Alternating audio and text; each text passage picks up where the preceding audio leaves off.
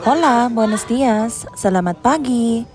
Nagpa-car wash kami today and while waiting, samahan nyo kaming kumain sa Mang Inasal, isa to sa paboritong food chain ni Yudi. At siya mismo nagyaya sa akin kumain dito. Mang Inasal is one of the famous food chains around Philippines. They offer budget meals. So to my foreigner friends, if you're here in the Philippines, visit na. And ito na yung in-order namin. Lahat to actually guys, para lang kayo dito. Di pa kasi siya kumakain ng breakfast kaya ganun. Ayun, excited na siyang kumain. Hindi na nga niya kinaya, nagkamay ng lolo nyo. Kumain naman na ako kanina bago kami umalis. Tuwang-tuwa na ako nakikita siyang kumakain.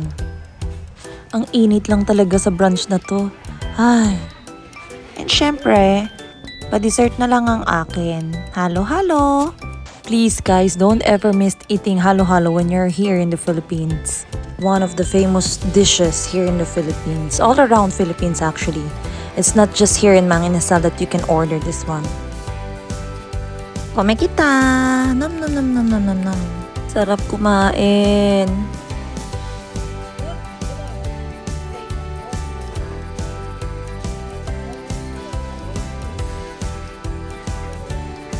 Mag-aayos-ayos lang ng konti. And tapos na kami dito.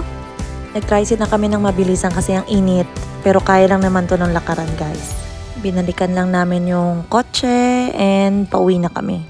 Ito ang imposible kong tanggihan guys. Crabs. OMG, kaya kahit busog na ako, kumain pa rin ako.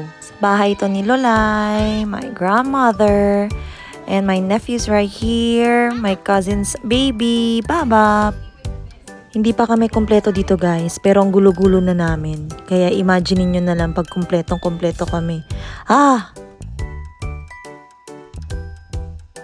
Talaya si Lolay, yan una yan, mayagat ka namon spera.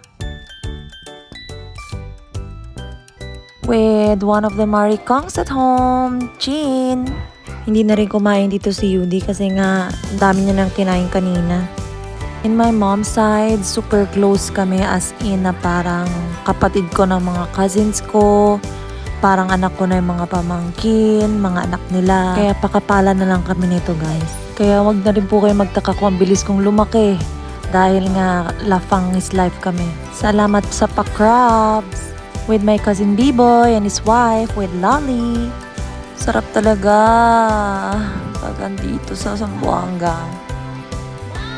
And ayun, si Ninang Mita, nagpakita pa siya sa huli-huli na actually she's the mom of B-Boy. So hanggang dito na lang guys. Until my next video. Bye-bye!